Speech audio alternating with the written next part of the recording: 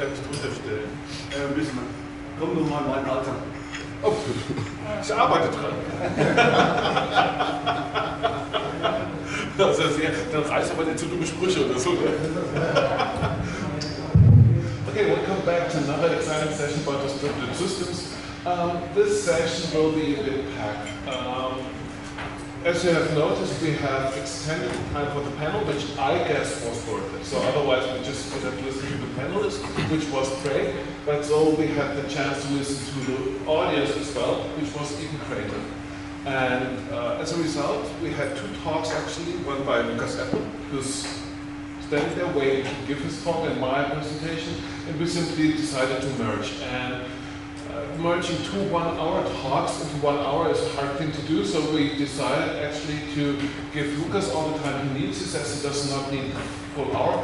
And after that, I will have to increase my speed of talk by ×2 or 3, depending on the remaining part. I remember your keynote at some conference where you were close to multimedia frame rate. Things to follow up. So, but without wasting too much time, without wasting too much time on the introduction, I hand over to Lukas. Hello everybody, I'm Lukas. So I will give a talk about distributed persistent objects today. This is my main research area since I started my PhD. So let's try to motivate this work a bit without making the database people too angry. So I don't think I have to motivate that almost all interesting programs need persistent data. But we need this data in a transactional way. So if we run, if we have persistent data and we run some functions on it or we mutate it, and at any point our program crashes, we want this data in the actual consistent state. Otherwise we have a big trouble and need to throw it away. And databases provide us this transactional data access and persistency. That's why we always, or almost always, use databases for persistent transactional data access. But let's take a step back. Do we actually need the database when we only want transactional data access? And here my work comes in, and I work on distributed persistent objects. So we want to provide persistency for data in the program without using databases. Since I already said, I work on persistent objects, so let's see if we don't use the database, what can we get as a benefit. So we can maybe integrate the persistency directly into the program. That is nice. Maybe we could use the same object representation for the persistency part and for the actually runtime in the program, at the runtime in the program, so we don't have to translate between the consistency layer and the actual application. And maybe we can avoid the query processing, interpretation and parsing of queries. And if we are using objects, the benefit is that developers already know how to handle objects in the program. If the persistency comes on top, they don't have to do anything or learn anything new. So let's start with persistent objects on one local machine. For persistent objects, we want 4 things, which is persistency, which is clear, I think. Persistent object without persistency doesn't make any sense. Then we want to use objects of almost any kind. So if the user or the developer designs a class, we want to use this class, we want objects of this class to be easily persistent in our system. And of course we want a transactional behavior to not end up in any inconvenient or inconsistent state and end up with corrupted data. And of course we want speed, we want performance of the system as fast as possible. Okay, for the first start for persistency, we need some kind of hardware. So in a perfect world, we would, if you could wish for a hardware, the hardware would probably be infinitely cheap, infinitely fast, persistent, and infinitely durable. But currently we are stuck with the memory hierarchy. You can see on the right, we have at the top non-volatile, very fast storage hardware, and at the bottom, slower, persistent, cheaper hardware. That was true until March 2017, when Intel released their Intel Optane memory. And it was released as a SSD and DIMM form factor. So here you can see such a DIMM stick. You can stick it directly into a RAM module, into the RAM on your motherboard, and it works as a non-volatile RAM. For the performance, it is closer to actual RAM. As you can see, the latency is 170 nanoseconds on sequential reads and writes, and 300 nanoseconds for random reads and writes. So there seems to be some buffering internally, but we don't really know because Intel doesn't tell us.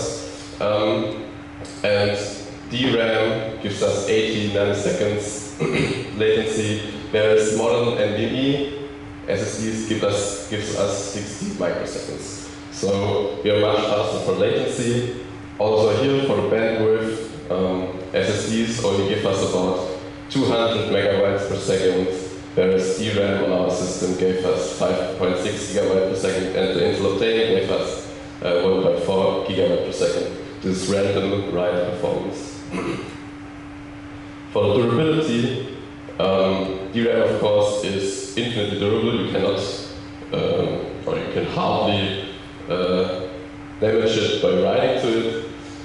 Durability of Intel Optane is also much higher than from SSDs. This is 360 petabytes written before it dies, or it probably dies. Intel says it at least 360 petabytes written, otherwise it's in guaranteed form. So now we are here. This is the new memory hierarchy. We have NVRAM, Intel Optane NVRAM, which is non-volatile and has a much better performance than usual SSDs, but is still persistent. For the price, it was cheaper when it was released. Right now it's a bit more expensive than actual RAM, but I will come to that later why that's the case.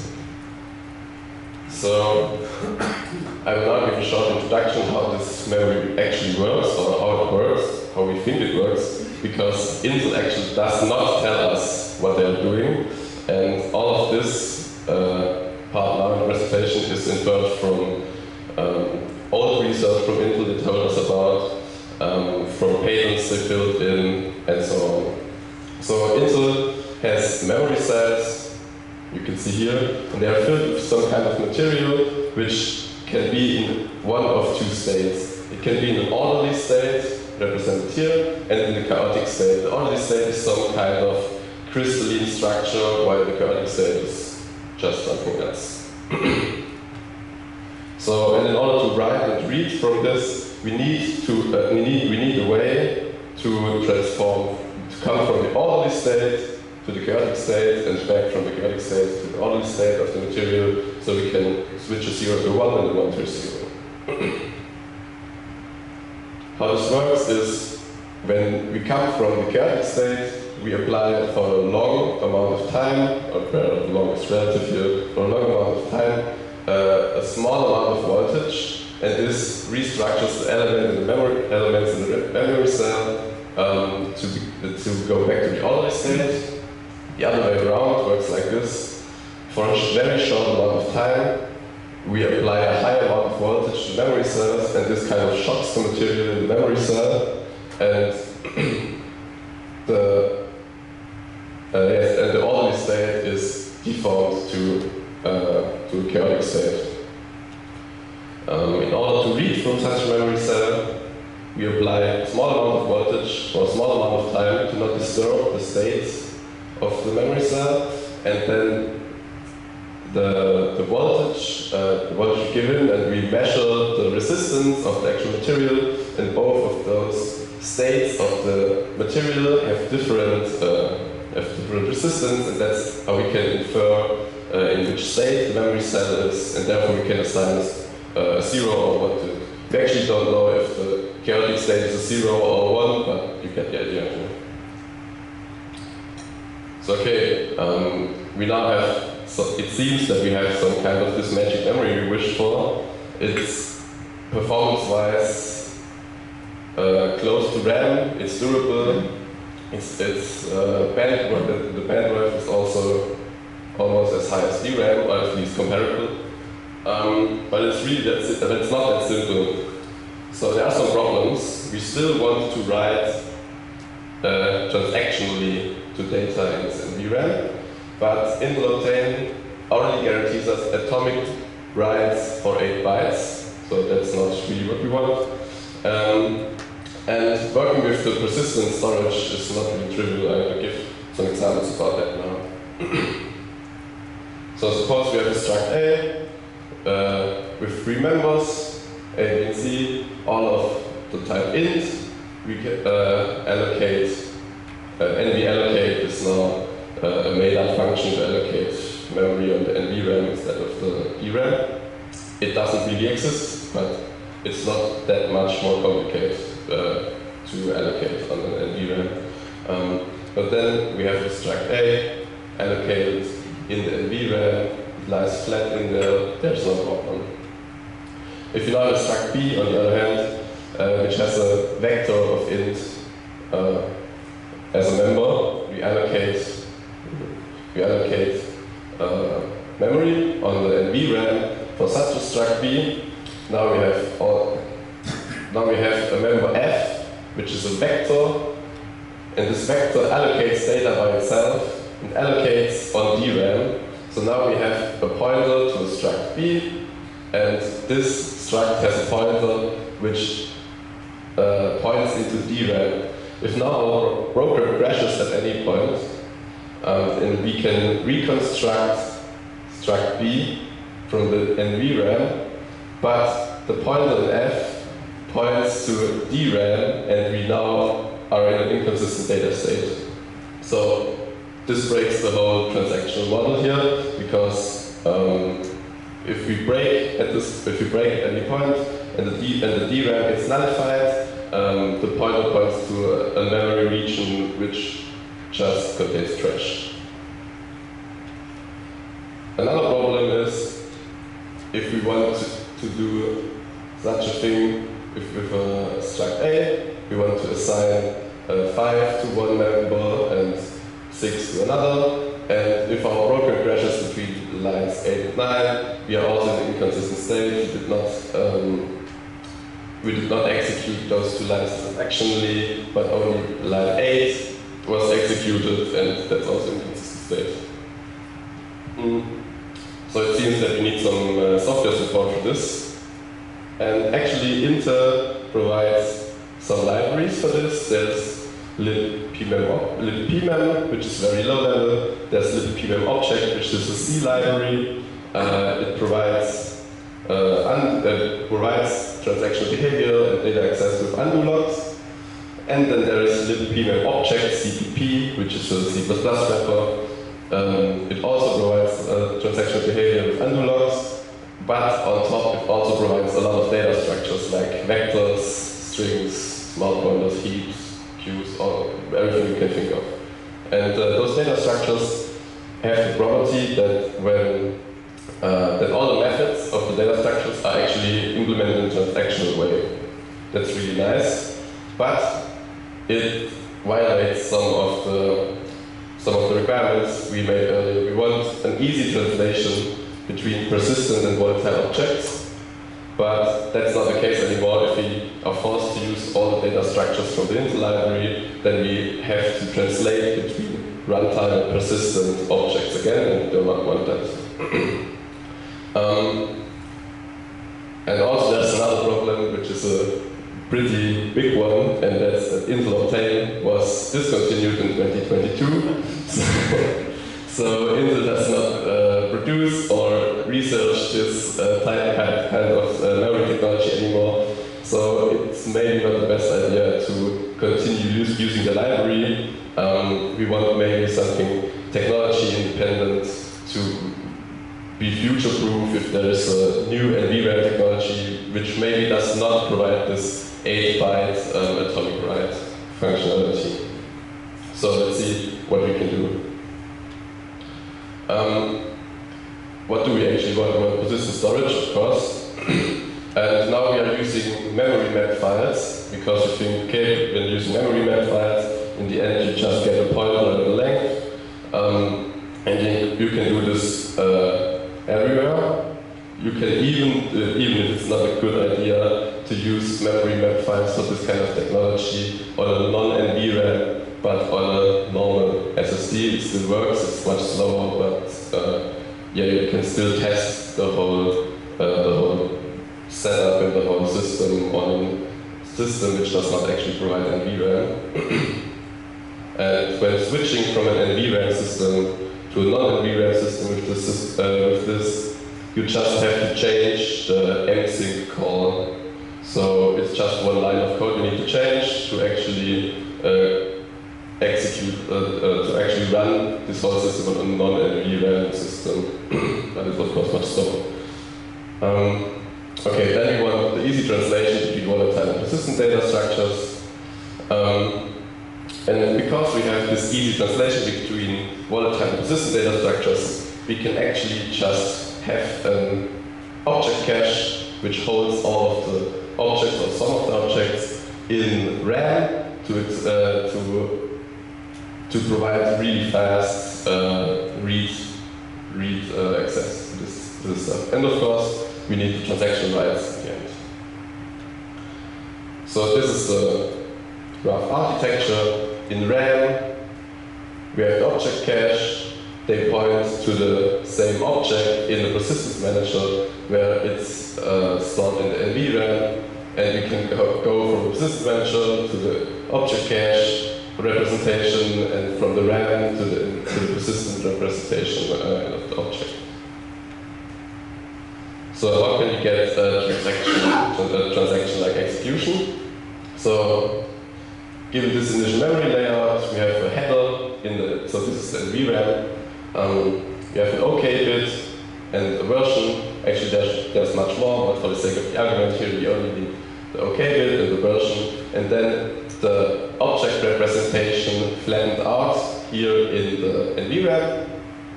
And now, if we given a function f, we want to execute transactionally, we execute this f on the object in the cache, and then we copy it back to the NVRAM as second version, but we do not set the OK bit. If we want to commit at this point, we set the OK bit, and now we know, okay, the OK bit is set, the version is higher, so this is the new object. So now we have this new version of the object in the cache and in the persistence layer, and we can just continue with work. If you want to do a rollback, at this point, we just do nothing in the NVRAM, we free the memory here, and then we copy back this version of the object to the cache, and then it's done. So in the end, we can free the memory. Here, we don't need it anymore to provide history or something like that, just throw it away. So that's how we can provide transactional behavior in the VRAM. So, but that's only on a local computer. So, yes. Question to that. So that just works in the transaction just covers one object, right? Yes. Transaction covers more than one object. Yes, exactly. So, but I will tell you later how it works with more objects. Okay. Yes. We have this example with the linked file. Yes. How does that apply to this? It doesn't work, right? So we have this very small translation process where we flatten out.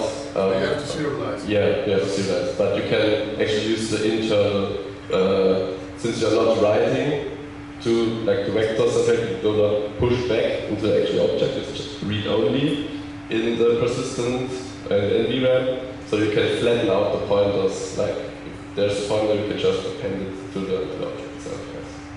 Yes. On slide 15, it looked like the RAM has just the same size as the VRAM. Exactly, yeah. This is for this showcase only. You can of course apply all kinds of caching technique you want here. Thank you.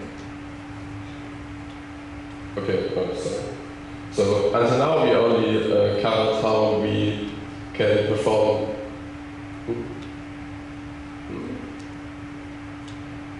Okay, so how we can provide a single transaction on a single object on a single machine. So, but you want to provide this for more than one machine in a distributed setting with more machines which all have NVRAM, and the objects are distributed across them. So let's go into the distributed persistent objects part of this presentation.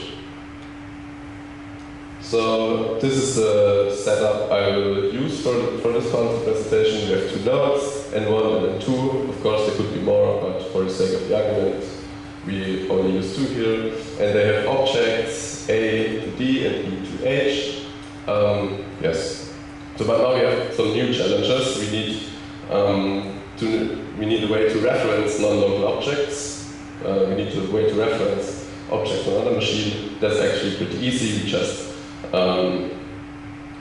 We just give each object a unique ID, and then we can look it up in this distributed setting. You can do it with a centralized lookup or a distributed hash table, and then you cache it as long as the node N2 does. For example, if N1 has a reference to E, and N2 doesn't tell N1, okay, I don't have this object anymore, N1 knows this reference is valid and can just reduce the reference without looking it up again.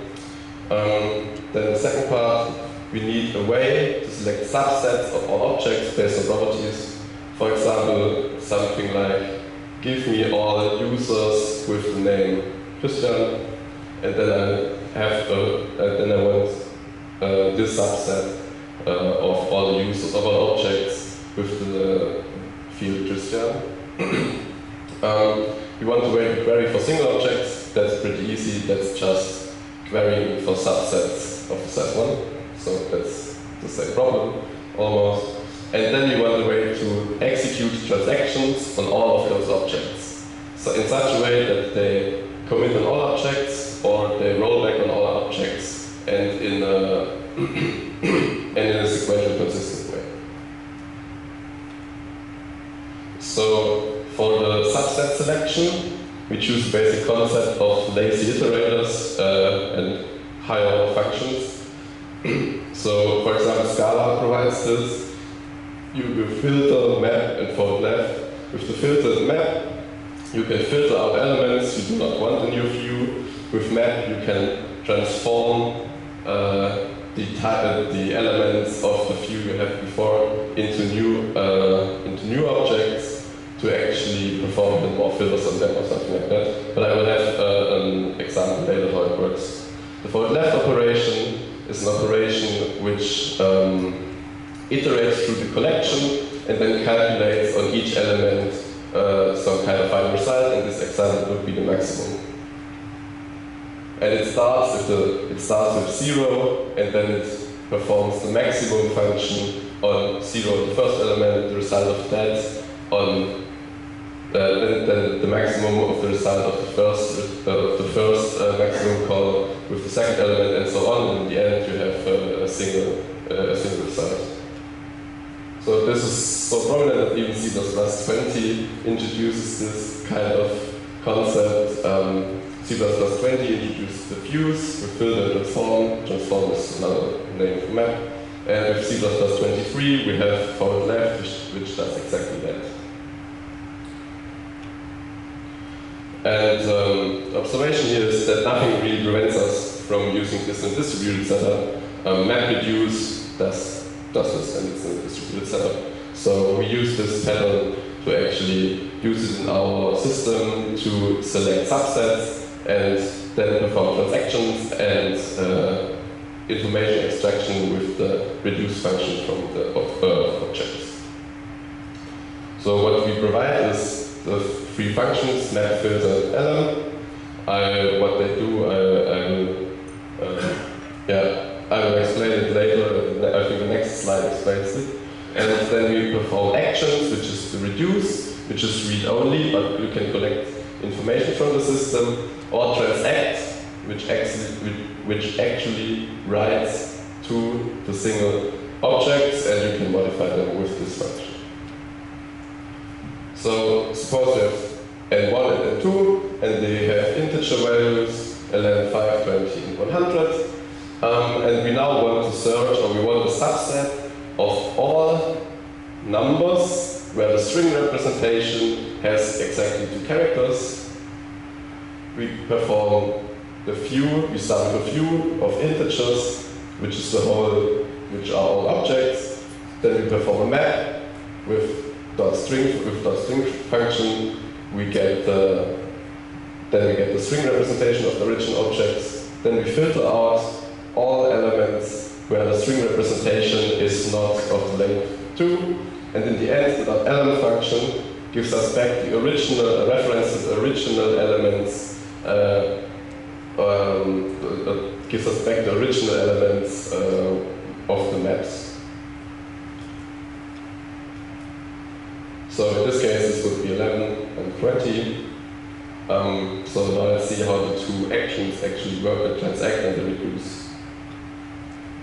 So the observation is here that if you want to use fold left, we would need the result of another node before a new node could start its fold left, and we do not want that. We want to execute this fold left on all machines at the same time, to not wait on the results to not wait for immediate results from other nodes. So we cannot use this bare fold left.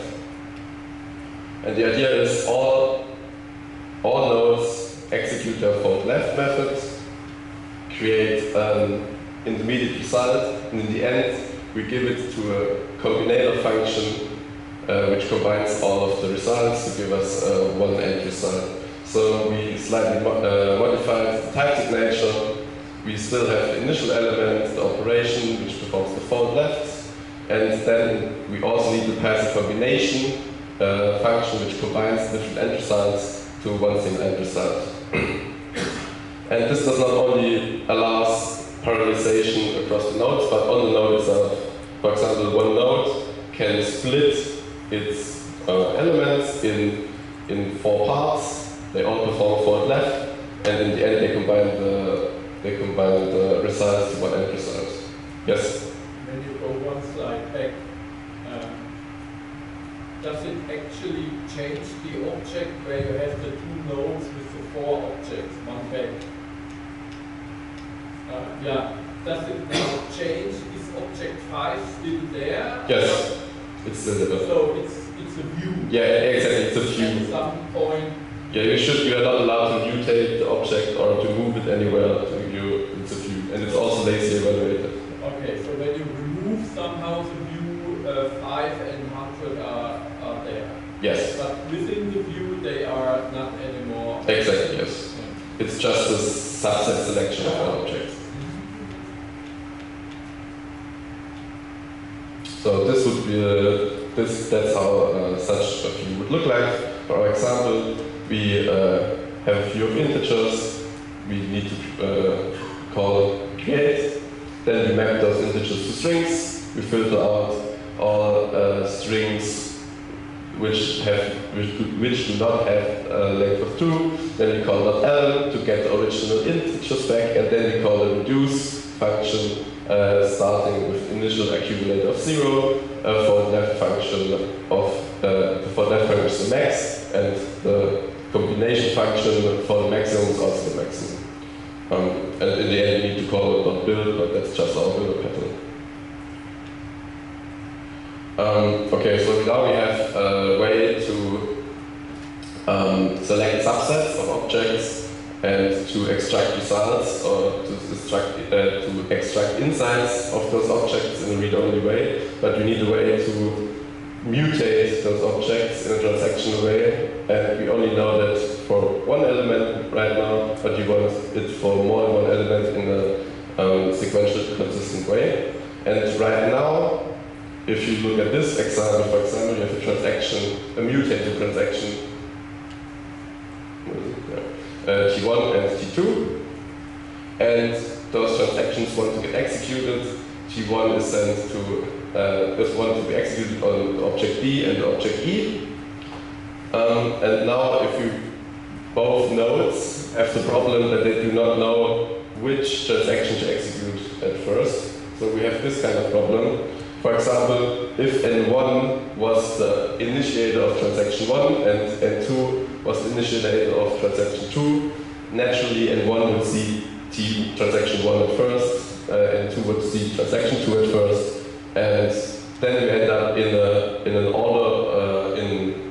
ordering of the transactions or in the execution order of the transactions on the single objects in an inconsistent way, and you do not want that.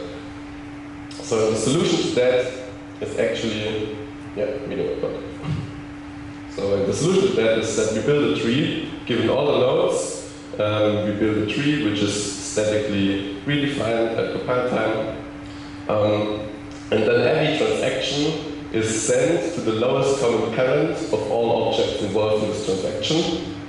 And this node, this parent node, then orders those transactions in any way it wants, FIFO ordering or whatever. So it would look like this. Transaction T1 and T2 want to be performed on object E and object B. So in this tree, they send it to the lowest common parent of N1 and N2, which is N3, and N3 then decides the order in which the transactions are executed and awaits the results. So that's how the basic system of us works. As a conclusion, I think the NVRAM is a pretty promising technology, even if it's discontinued by Intel. We hope that some other vendor will pick this kind of technology up. There are some other NVRAM technologies out there which are currently only in research state, not being produced. And we have seen that we can execute distributed transactions without databases. And I think that the views are a pretty powerful abstraction for the interaction with subsets and the selection of subsets and the extraction of information of those distributed objects. So that's my talk. Thank you for listening. Those are my colleagues or the students which worked with me on this project. If you have any questions, you can write me or ask me now. Yes.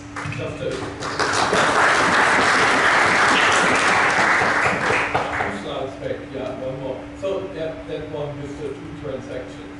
So why shouldn't node 3 say instead of having T1, T2 executed 2 times, say T1 goes there, T2 goes there, and it may be that T1 looks into the object in N1 and T2 only in the object of N2. Yeah, that's true. So you have to send the transactions to the lowest common parent in the tree of all objects involved. So in this case, but if you do not know which objects are involved, then you have to send it to the root of the tree. So yeah, but this looks like transaction 1 is executed 2 times. No. No? No. Why? Well, what is node 2? Node 2 doing and what is node 1 doing? So node 1 executes transaction T1 on the object D, and node 2 executes transaction T1 on on object E. So it gets executed 1 time on each object involved. Okay. But the more local references, or the more references you have to the remote objects directly, the lower you can send a transaction in the tree and save communication overhead. But if you do not know for a few, you have to send the transaction to the root. Thank you.